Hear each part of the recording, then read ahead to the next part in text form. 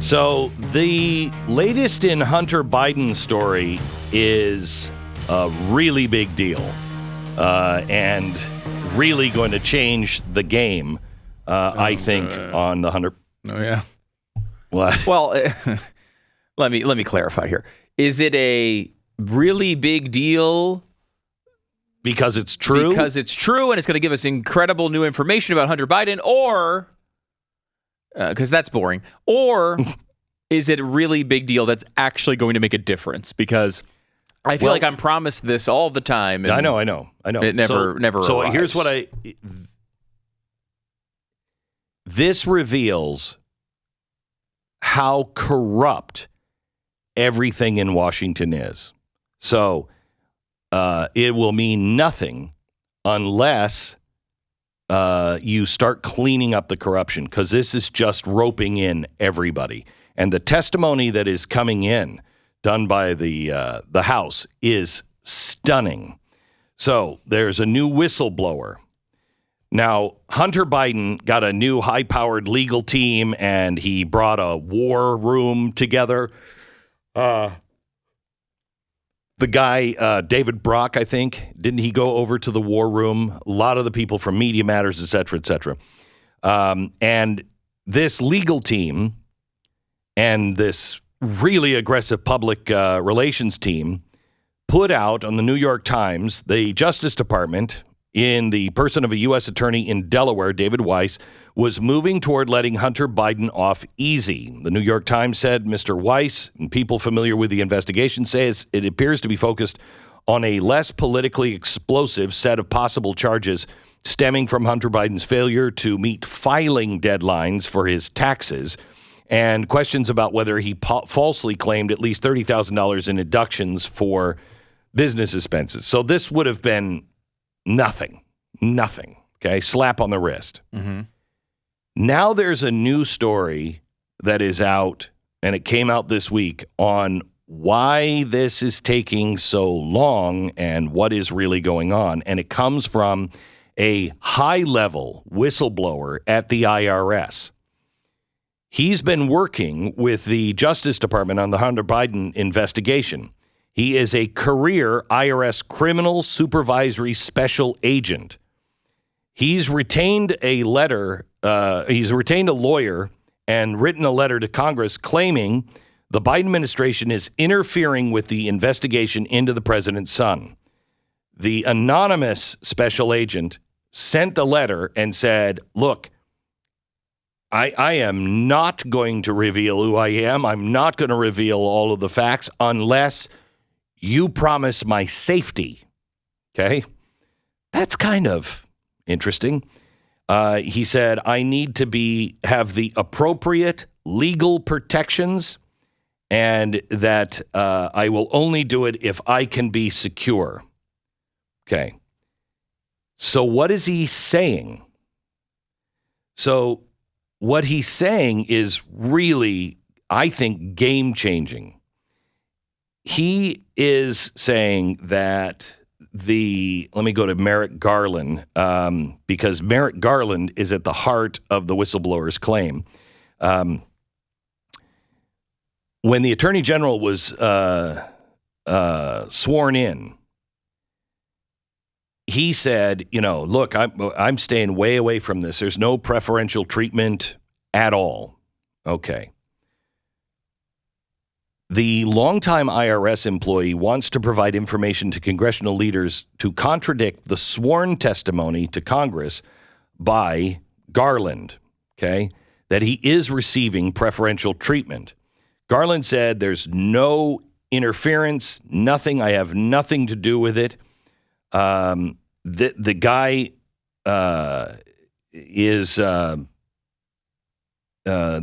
the supervisor of the investigation. We put the guy in Delaware. We put him in charge of it.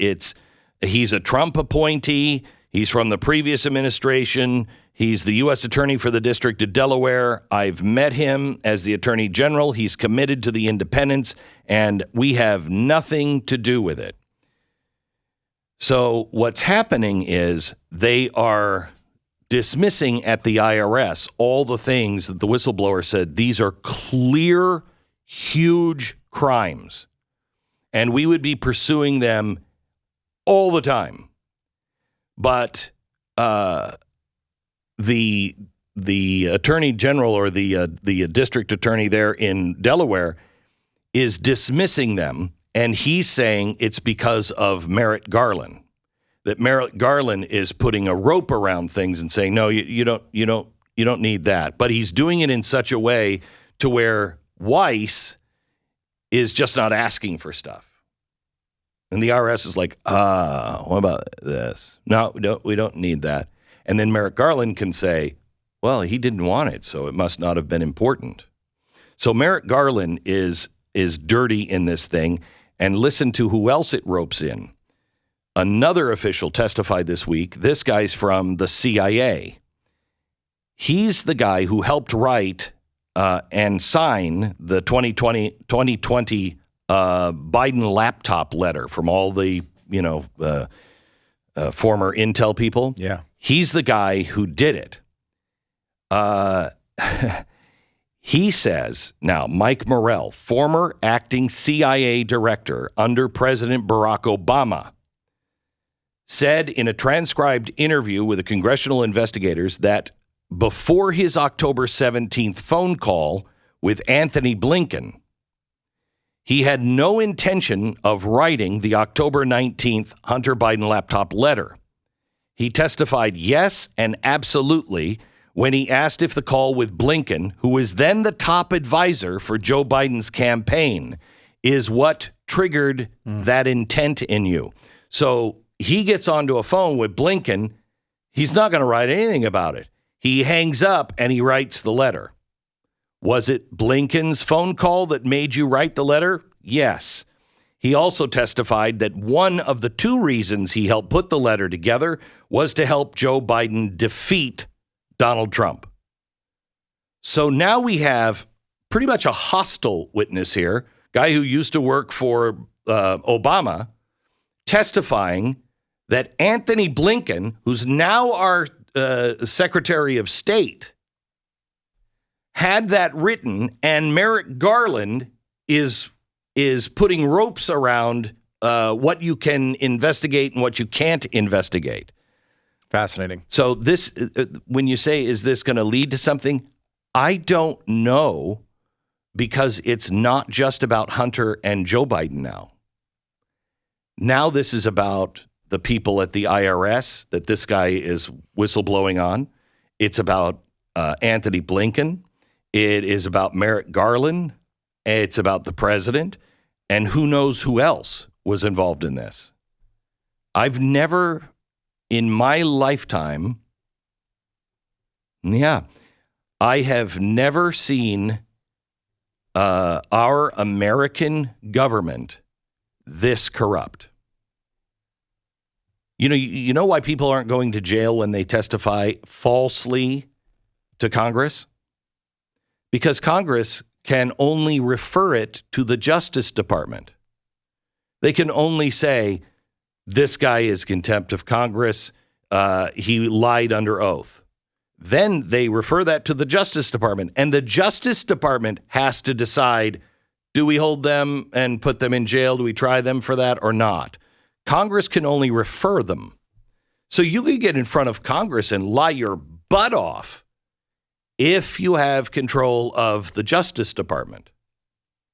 How are you going to nail Merrick Garland? I mean, you better make sure that you maintain control of the Justice Department. That's key to that little game. But yeah, it gives you a huge line of defense. And then afterward, you can just claim, well, they're just coming after me because of politics. So it does. This is why I'm skeptical that these things ever lead to anything. And the good thing is, just like there's always some left-wing nutjob who is trying to, take out every prominent conservative, there are people who are moderates and conservatives throughout the government who are seeing the abuses here and are not going to stand up for them. Now, whether their whistleblowing turns into something, it's fair to be skeptical of. But you are looking at, this is a movie. This is a movie. Yeah. you're looking at the cover-up. What are these people willing to do? I mean, Hunter Biden, Joe Biden, they knew they could get away with it because they had their cronies at the heads of the government. And they know once dad's either dead or out of office, nobody's going to bring this up. He just has to make it through his terms in office, and then nobody will bring it up, and it'll just go away. That can't happen this time. That cannot happen. We have to know the truth, and somebody has to pay the price. You can't just whitewash Merrick Garland.